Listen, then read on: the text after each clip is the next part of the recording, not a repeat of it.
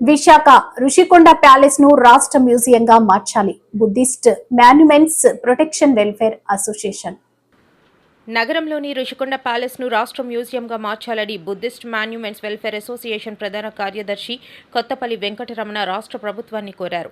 ఈ మేరకు నగరంలోని డాబా గార్డెన్స్ విజేఎఫ్ ప్రెస్ క్లబ్లో శుక్రవారం జరిగిన మీడియా సమావేశంలో ఆయన మాట్లాడుతూ ఈ విషయాన్ని ఇప్పటికే శాసనసభ స్పీకర్ చింతకాయల అయ్యన్న పాత్రుడు, ఎమ్మెల్యేలు విష్ణుకుమార్ రాజు, వంశీకృష్ణ యాదవ్ దృష్టికి తీసుకుని వెళ్లామని తెలిపారు.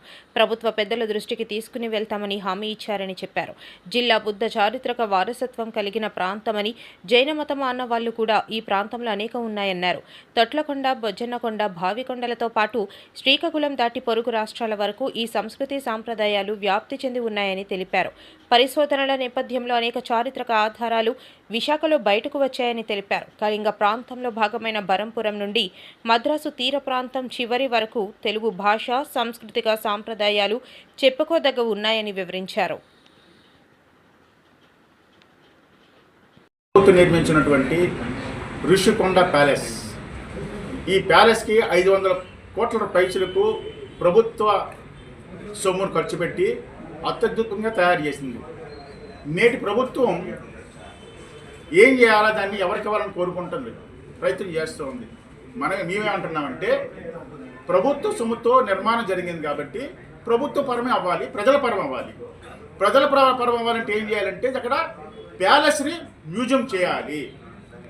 మ్యూజియం చేయడం వలన రాష్ట్రానికి ఎంతో పేరు ప్రఖ్యాతులు వస్తాయి. ఆంధ్ర రాష్ట్రంలో ఉన్నటువంటి మన తాలూకా అవశేషాలు ఎన్నైతే ఉన్నాయో వాటన్నింటిని కూడా పెట్టాలి. హైదరాబాదులో మ్యూజియం ఉంది. హైదరాబాదులో ఉమ్మడి రాష్ట్రంగా ఉన్నటువంటి మన తాలూకా చాలా అక్కడ ఉండిపోయినాయి, వాటిని తీసుకురావాలి. అదేవిధంగా ఎక్కడ తవ్వినా సరే, ఉత్తరాంధ్రలో ఎక్కడ తవ్వినా సరే మన కళాఖండాలు బోర్డు ఇచ్చి ఉన్నాయి, వాటన్ని పెట్టాలి. ఒక ఆదివాసీ సంస్కృతి ఉంది, ఒక మత్స్యకార సంస్కృతి ఉంది, మనకి చక్కటి ప్రాంతం ఉంది. ఇవన్నిటి కూడా ఒక మ్యూజియం పెట్టడం వల్ల ఏంటంటే మన రాష్ట్రానికి ఆర్థికంగా రాబడి కూడా ఉంది. ఏ రకంగా రాబడి అంటే పర్యాటకులు వస్తాయి. విశాఖపట్నానికి రోజుకి కొన్ని వందల మంది పర్యాటకులు వస్తున్నారు, వాటికి కూడా రెవెన్యూ వస్తుంది. అదే విదేశాల నుంచి కూడా విశాఖపట్నంకి వస్తున్నారు, అది ఆ రకంగా రెవెన్యూ వస్తుంది. అందువల్ల ఏంటంటే ప్రభుత్వానికి చెప్పుకోవడానికి ఆంధ్ర రాష్ట్రంలో ఏముందంటే ఒక మ్యూజియం ఉంది అని చెప్పుకోవడానికి అద్భుతంగా ఉంటుంది. నేటి కూటమి వాళ్ళకి మీకు కోరుకున్నది ఏంటంటే ప్రైవేట్ పరం చేయకండి, ఎవరికి కూడా మ్యూజియం ఇవ్వకండి. అది ప్రజల సొమ్ము, ప్రజల సొత్తు కాబట్టి ఆ ప్రజలకు ఏం కోరుకుంటున్నారంటే అక్కడ మ్యూజియం చేయాలని కోరుకుంటున్నారు. కాబట్టి మీరు అంటేనే మ్యూజియం చేయాలని కూడా మీరు జియో పాస్ చేయాలి, దానికి విధంగా ముందుకు పోవాలి. కారణం ఏమిటంటే ప్రతి రాష్ట్రానికి మ్యూజియం ఉంది, తెలంగాణకి మ్యూజియం ఉంది, ఒరిస్సాకి మ్యూజియం ఉంది, బెంగాల్ రాష్ట్రానికి మ్యూజియం, ప్రతి రాష్ట్రానికి మ్యూజియం ఉంది. మన ఆంధ్ర రాష్ట్రానికి ఒక్కడికి మ్యూజియం లేదు. కాబట్టి ప్యాలెస్ని మ్యూజియం చేయండి. తద్వారా ఆంధ్ర రాష్ట్రానికి పేరు ప్రఖ్యాతులు వస్తుంది, మీ ప్రభుత్వానికి కూడా గౌరవం పెరిగిద్ది, అదేవిధంగా రెవెన్యూ కూడా వస్తుంది అని చెప్తున్నాం. కాబట్టి నేటి కూటమి వాళ్ళందరూ కలిసి మీ అయ్యన్న పాత్రని కలిసాం, మీటింగ్లో కలిసి అయ్యన్న పాత్రని కలిసాం. తర్వాత అదేవిధంగా కూటమి ఎమ్మెల్యేలు కలిసాం. వాళ్ళందరూ కూడా మాట ఇచ్చారు. కాబట్టి ఇప్పటికైనా సరే ముఖ్యమంత్రి గారు, డిప్యూటీ సీఎం గారు, ప్రభుత్వ అధికారులు అందరూ కలిసి మ్యూజియం చేయాలని, ఆ మ్యూజియం చేయడానికి ముందుకు వెళ్తారని కోరుకుంటూ మీకు ఈ సెలవు తీసుకుంటున్నాను. నేషనల్ హెరాల్డ్ కేసులో సోనియా, రాహుల్ గాంధీల పేర్లు చేర్చడం బీజేపీ విద్వేషమని దుష్ప్రచారం చేయడంపై ఎంపీ పురంధేశ్వరి మండిపడ్డారు. సోనియా, రాహుల్ ఇదే కేసులో బెయిల్ పై ఉన్నారని పేర్కొన్నారు. అప్పట్లో 5,000 మంది స్వాతంత్ర సమరయోధులు ఈ అసోసియేటెడ్ జర్నల్స్ లిమిటెడ్లో వారు పెట్టుబడి పెట్టడం జరిగింది. వారందరూ కూడా దాంట్లో షేర్ హోల్డర్స్. అది కాలక్రమేణా అప్పట్లో ఏమిటంటే ఇది ఎందుకు ప్రారంభించారు అని అంటే మన యొక్క భావాల్ని ప్రజలకి తెలియజేసేటువంటి మీడియా లేదు కనుక 3 పత్రికల యొక్క ప్రచురణ చేయాలి అనేటువంటి ఆలోచనతోటి అసోసియేటెడ్ జర్నల్స్ లిమిటెడ్ని నెహ్రూ గారు ఈ 5,000 మంది స్వాతంత్ర సమరయోధుల యొక్క సహకారంతో ఆయన ప్రారంభించారు. ఒకటి నేషనల్ హెరాల్డ్, ఇది ఆంగ్ల పత్రిక. 2 క్వామీ ఆజాద్ అనేటువంటి ఉర్దూ పత్రిక, 3 నవజీవన్ అనేటువంటి ఒక హిందీ పత్రిక. ఈ 3 పత్రికల యొక్క ప్రచురణ బాధ్యతని తీసుకుని ఈ అసోసియేటెడ్ జర్నల్స్ లిమిటెడ్ని ప్రారంభించడం జరిగింది. కాలక్రమేణా అది ఒకంత దాని ప్రాధాన్యత కోల్పోవటం, అప్పుల ఊబిలో చిక్కుకోవటం, నెమ్మదిగా అది క్షీణించడం. 2010వ సంవత్సరానికి వచ్చేటప్పటికల్లా కేవలం 5,000 మంది ఎవరైతే అప్పట్లో స్వాతంత్ర సమరయోధులు దీంట్లో భాగస్వాములుగా ఉన్నారో ఆ సంఖ్య నెమ్మదిగా తగ్గుతూ 1057 మంది మాత్రమే మిగిలినటువంటి నేపథ్యం. 2010వ సంవత్సరంలో ఈ యొక్క నేషనల్ హెరాల్డ్ అనేటువంటి పత్రిక ప్రచురణ మూసివేసి నష్టాల్లో కూరుకుపోయినటువంటి సందర్భంలో కాంగ్రెస్ పార్టీ నుండి ఈ నేషనల్ హెరాల్డ్ అనేటువంటి ఈ అసోసియేటెడ్ జర్నల్స్కి అనేటువంటి సంస్థకి 90 కోట్ల రూపాయలు కాంగ్రెస్ పార్టీ అప్పు ఇవ్వడం జరిగింది. వడ్డీ రేటు 0 పైసా వడ్డీ లేదు. 90 కోట్ల రూపాయలు కాంగ్రెస్ పార్టీ ఈ అసోసియేటెడ్ జర్నల్స్ లిమిటెడ్కి వాళ్ళు అప్పు ఇవ్వడం జరిగింది. 2010వ సంవత్సరంలో రాహుల్ గాంధీ గారి నాయకత్వంలో అంటే 5 లక్షల రూపాయలు పెట్టుబడి పెట్టి రాహుల్ గాంధీ గారు యంగ్ ఇండియా అనేటువంటి ఒక సంస్థని వారు స్థాపించారు. ఎంత పెట్టుబడి అండి? 5 లక్షల రూపాయలు. ఈ యంగ్ ఇండియాలో 76% వాటాదారులు ఎవరంటే సోనియా గాంధీ గారు, రాహుల్ గాంధీ గారు. 76% అంటే చెరొక 38 చెరొక 38 సోనియా గాంధీ గారు, రాహుల్ గాంధీ గారు. మిగిలిన 26% ఎవరున్నారు అని అంటే కాంగ్రెస్ కురువృద్ధులైనటువంటి మోతీలాల్ వోరా గారు, ఆస్కర్ ఫెర్నాండెస్ గారు. వారిరువురు లేరు, పరంపదించారు. 24% అంటే చెరొక 12% వారిరువురికి కూడా దాంట్లో వాటా ఉన్నటువంటి నేపథ్యం. అయితే ఈ యంగ్ ఇండియా అనేటువంటి సంస్థని స్థాపించి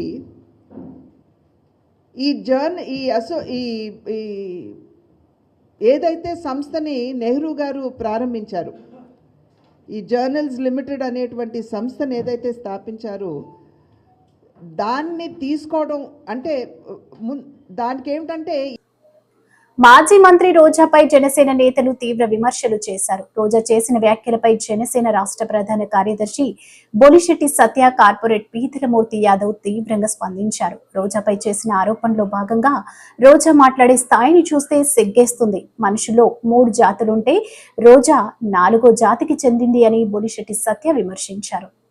తెలిసింది కాబట్టి అందరూ గుడ్ ఫ్రైడేగా జరుపుకోవడం జరుగుతుంది. వాళ్ళందరికీ కూడా గుడ్ ఫ్రైడే శుభాకాంక్షలు. అలాగే నిన్న రోజా గారు అంటే నార్మల్గా ఎవరైనా పోతే తల దగ్గర కూర్చొని ఏడుస్తూ ఉంటారు.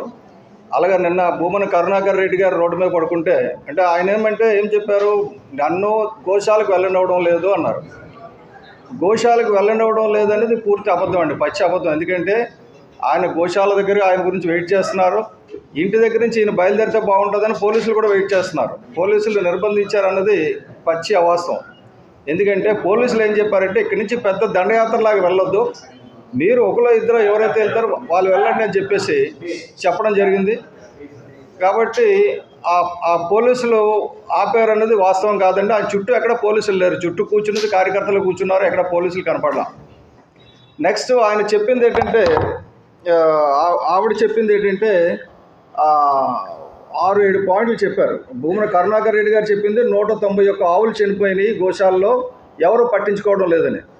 అంటే యావరేజ్గా ఒక 15 ఆవులు నెలకి చనిపోతున్నాయి, ఎవరు పట్టించుకోవడం లేదని. గతంలో చూస్తే ఇప్పటి వరకు అక్కడ గోశాల పెట్టిన దగ్గర నుంచి ఈ రోజు వరకు చూస్తే ఆన్ అండ్ యావరేజ్ 15 ఆవులు చనిపోతున్నాయండి. అది నా దగ్గర డేటా కూడా ఉంది. కాబట్టి ఆ డేటా ప్రకారంగా చూస్తే 2025 జనవరిలో 18 ఆవులు చనిపోయినాయి, ఫిబ్రవరిలో 13 ఆవులు చనిపోయినాయి, మార్చిలో 12 ఆవులు చనిపోయినాయి. ఈ మృతుల సంఖ్య తగ్గుతూ వస్తున్న సమయంలో వీళ్ళు వచ్చి అడావుడు ఏం చేస్తున్నారో నాకు అర్థం కావడంలా. అంటే ఇదివరకు హారతి డ్రామా వేశాడు కరుణాకర్ రెడ్డి గారు, నేను వచ్చి హారతి ఆపేస్తాను, నేను తప్పులు చేయలేదని చెప్పేసి. ఇప్పుడు హారతి డ్రామా పనిచేయలేదు, ఈ ఆవుల డ్రామా తీసుకొచ్చారు, గోవుల డ్రామా తీసుకొచ్చారు, తప్పండి అది. అలాగే రోజా గారికి నార్మల్గా జాతుల్లో 3 జాతులు అంటారు, ఒకటి మేల్, ఫీమేల్, ట్రాన్స్జెండర్ అని. ఈవిడ 4వ రకానికి చెందిందని నేను అనుకుంటున్నాను. ఎందుకంటే ఈ ముగ్గురు కూడా యాక్సెప్ట్ చేయరు ఆవిడని. ఆడవాళ్ళు కూడా యాక్సెప్ట్ చేసే పరిస్థితుల్లో లేరు. ఆవిడ చేసిన కామెంట్స్ని బట్టి ఆవిడ అడిగిన దానికి సమాధానం చెప్పక్కర్లేదు. కానీ గతంలో సినిమా టికెట్లు బ్లాక్లో అమ్ముకుని సంపాదించినట్టుగా, ఆ తర్వాత దేవస్థానం టికెట్లు విపరీతంగా బ్లాక్లో అమ్ముకుని కూడా డబ్బులు సంపాదించింది అన్న దానికి తిరుపతిలో అంతా కూడా చాలా ప్రచారం జరగడమే కాదు, ప్రముఖ పేపర్లో కూడా వచ్చింది. ఏ పేపర్ మీద ఈవిడ డిఫమేషన్ కేసు వేసినట్టు లేదు, మోరల్లెస్ అది యాక్సెప్ట్ చేసినట్టు ఆవిడ. సో బ్లాక్లో టికెట్లు అమ్ముకొని, టీటీడీ దర్శనాల టికెట్లు అమ్ముకొని, ఆ తర్వాత ఇంకొక ఆర్గనైజేషన్, ప్యారలల్ ఆర్గనైజేషన్ పెట్టి 300 రూపాయల టికెట్లు 3,300కి అమ్ముకొని చాలా కోట్లు సంపాదించడం అలవాటైపోయిన తర్వాత సడన్గా సంపాదన అంతా పోయిన తర్వాత వీళ్ళకి దిక్కు తోచక ఇటువంటి దందాలకి తెరతీశారు. ఆవిడ అడిగి రాష్ట్రంలో ప్రభుత్వ అండతో కూటమి పార్టీలు తమ అవినీతి సంపాదన కోసం పరిశ్రమలపై వేధింపులకు పాల్పడుతున్నారని బొత్స సత్యనారాయణ మండిపడ్డారు. విశాఖపట్నం క్యాంప్ కార్యాలయంలో మాజీ మంత్రి గుడివాడ అమర్నాథ్, మాజీ ఎమ్మెల్యేలు కరణం ధర్మశ్రీ, తైనాల విజయ్ కుమార్లతో కలిసి మీడియాతో మాట్లాడారు. పత్రిక చూస్తే, టీవీలు చూస్తే ఎక్కడో ఒక దగ్గర ఇంకో ఆ సిమెంట్ పరిశ్రమని అక్కడ వచ్చి బస్తాకు వచ్చి 10 రూపాయలు ఇమ్మన్నారు, 20 రూపాయలు ఇమ్మన్నారు, లేకపోతే పరిశ్రమను ఆపిమ్మన్నారు అని 1-2 పరిశ్రమలు వచ్చి పల్నాడు జిల్లాలో ఆపిన పరిస్థితి మనందరికీ తెలుసు. నేను రోజున కడపలో అక్కడ జరుగుతున్న ఆ సిమెంట్ పరిశ్రమ మీద జరుగుతున్న దౌర్జన్యం తెలుసు. ఒక 3-4 నెలల కిందట ఆ ప్రాంతంలో ఉన్న విద్యుత్ ఉత్పాదక చేస్తున్న దాని దగ్గర నుంచి ఆ యాష్ గురించి పడిన గొడవలు మనందరికీ తెలుసు. అంతకుముందు అనంతపూర్లో జరిగిన సంఘటన మనకు తెలుసు. 1 కాదు 2 కాదు. లేకపోతే కృష్ణపట్నంలో అవుట్ సోర్స్ ఉద్యోగులు తీసుకుంటుంటే అక్కడ స్థానిక నాయకులు ఏ రకంగా ఆ ప్రాజెక్ట్ జనరల్ మేనేజర్ మీద ఏ రకంగా దౌర్జన్యం చేసి ఏం చేస్తారో తెలుసు. అంతెందుకు మన పక్కనున్న హెచ్ఎల్లో ఉన్న యూపీ బీర్ ఫ్యాక్టరీని ఏ విధంగా దౌర్జన్యం చేసి మాకు వెళ్తున్న మీ ప్రిన్సిపల్ కోర్టుకి 1 లారీకి ఎంత ఇవ్వాలి, లేకపోతే నెలకి ఎంత ఇవ్వాలి అని ఆ స్థానికంగా ఉన్న ఆ ప్రజాప్రతినిధులు ఏ విధంగా అక్కడ దౌర్జన్యం చేస్తారో మనం చూసాం.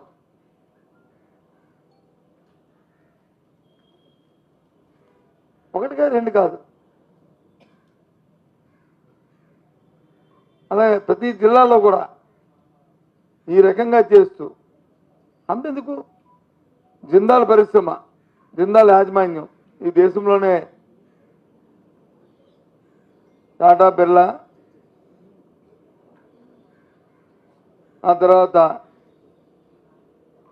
అదాని, తర్వాత జిందాల్, ఇవి ఇవాళ ప్రధానంగా మన దేశంలో ఉన్న పారిశ్రామికవేత్తల్లో ఒక వరుసకంలో తీసుకుంటే, అలాంటి జిందాలు సంవత్సరం ఏ విధంగా వాళ్ళ మీద కేసులు పెట్టి ప్రభుత్వం వచ్చిన తర్వాత ఇక్కడ నుంచి గుజరాత్ పోయి అక్కడ 3 లక్షల కోట్లు పెట్టుబడులు పెట్టారో మనందరం చూసాం. ఇన్ని సంఘటనలు జరుగుతున్నప్పటికీ కూడా ఎక్కడా కూడా ప్రభుత్వం దగ్గర నుంచి ఏ విధమైన స్పందన లేదు. ఒక్క ప్రక్రియ మీద వచ్చి ఒక్కరి మీద చట్టపరమైన చర్యలు లేవు.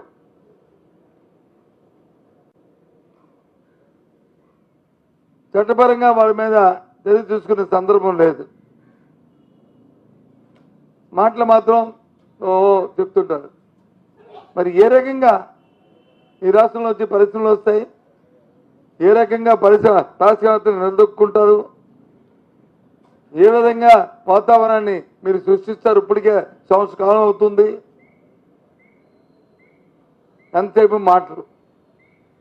తిరుమల లడ్డూ వ్యవహారంలో కట్టుకథ అల్లి జగన్ రెడ్డి మోహన్ రెడ్డిపై ప్రయత్నించారు. అదే అంశంలో సాక్షాత్తు సుప్రీంకోర్టు అక్షింతలు వేసిన కూటమి ప్రభుత్వానికి ఇంకా బుద్ధి రాలేదని మాజీ ఎమ్మెల్యే కాసు మహేష్ రెడ్డి ఆగ్రహం వ్యక్తం చేశారు.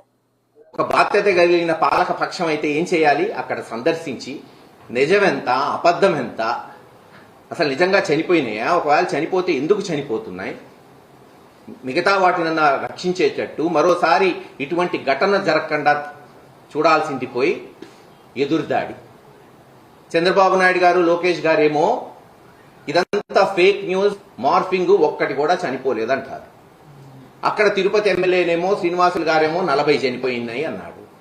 ఈఓ గారు వచ్చి 30 అంటారు. చైర్మన్ గారు మరొక అడుగు ముందుకేసి ఖచ్చితంగా 20 అయితే చనిపోయినాయి, అయినా ఏముంది దీంట్లో, మీ ఇంట్లో చనిపోరా ఏంది అన్నాడు. వాస్తవమే, వయసు రీత్యా పెద్దవాళ్ళై అందరిళ్లలో ఎవరో ఒకరు చనిపోతుంటారు, బాధపడుతుంటాం. ఎవరి జీవితం శాశ్వతం కాదు. ఇంకో 30-40 సంవత్సరాలు ఆ చైర్మన్ గారు ఉండరు, ఇంకో 50 సంవత్సరాలు నేను ఉండను, ఎవ్వరూ శాశ్వతం కాదు. కానీ ఆయన అన్నట్టు ఒకే ఇంట్లో 2-3 నెలల్లో పెద్దవాళ్ళు చిన్నవాళ్ళు ఒక 5-6 చనిపోతే ఆందోళన చెందరా? మొత్తం వచ్చి ఆ ఇంట్లో కూర్చోరా? ఏం జరుగుతుంది ఆ ఇంట్లో? ఏమన్నా అంటరాని వ్యాధులు సోకాయా? దాన్ని ఎలా ఆపాలి? వేరే వాళ్ళ ఆపద పడకుండా చూడాలి, రక్షించాలా లేదా? మరి వాళ్ళు చేయాల్సిన బాధ్యత వాళ్ళకు ఉన్నిందా లేదా? చైర్మన్ కావచ్చు, ఈవో కావచ్చు, జేఈఓ కావచ్చు, ఇతర అధికారులు కావచ్చు, ఇలా గోశాలలో చనిపోతున్నాయి, ప్రతి నెల ఇదే జరుగుతుంది అన్నప్పుడు వెంటనే సందర్శించి నిపుణుల్ని తీసుకెళ్లి, వెటనరీ డాక్టర్లు బహుశా నాకు తెలిసి ఖచ్చితంగా తిరుపతి దేవస్థానం కూడా ఉంటుంది. ఏం చేస్తున్నారు వీళ్ళంతా? ఈ రోజున బాధ్యత కలిగిన ప్రతిపక్షం అంటే ఏంటి? ప్రజల సమస్యలు లేవనెత్తటమే మా ప్రథమ కర్తవ్యం. అదే చేశారు తిరుపతిలో కరుణాకర్ రెడ్డి గారు కానీ ఇతర వ్యక్తులు కానీ.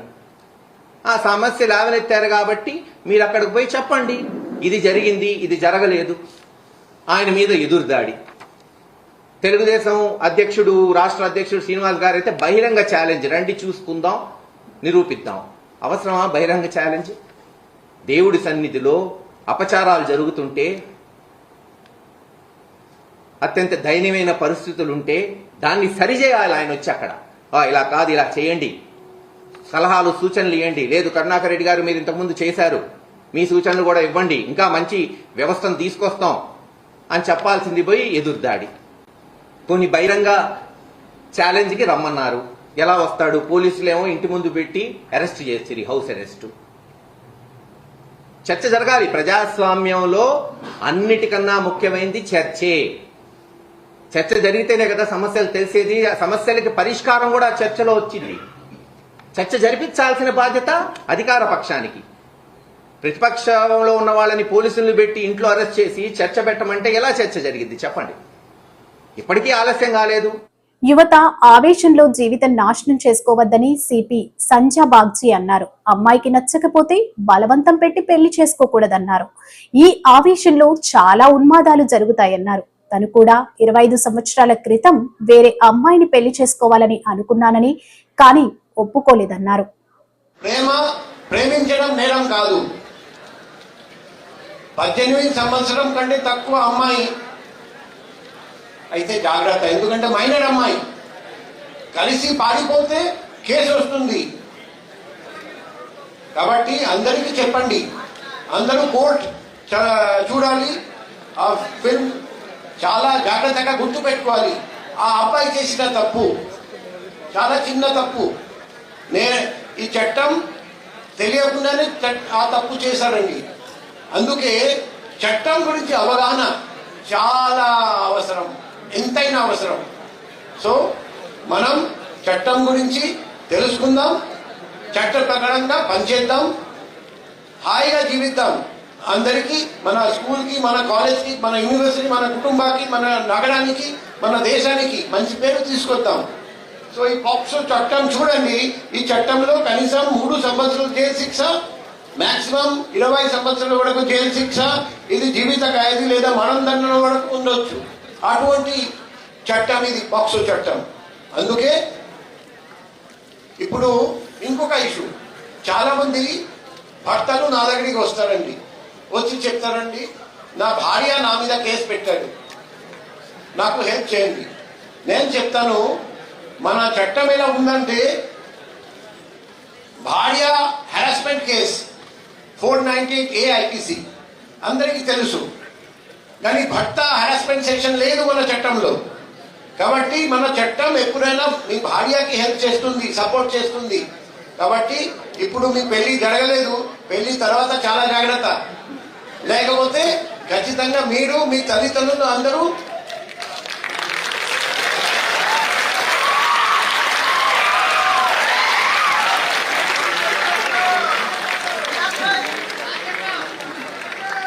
సో నేను కూడా పెళ్లి జరిగిన తర్వాత నుండి వైఫ్ తో అప్పుడప్పుడు అడుగుతూ ఉంటాము, నా మీద కేసు పెట్టొద్దు, నువ్వేం చెప్తే చేస్తా. Okay, next line. ఇప్పుడు కొన్ని పాయింట్స్ గురించి మాట్లాడతాను. ఫస్ట్, మీకు పురుషత్వం అంటే ఏమని అర్థం అయింది? పురుషత్వం, మేల్నెస్, మ్యాస్కులినిటీ అంటే ఏంటి? ఎవరైనా చెప్తారా, మాట్లాడతారా?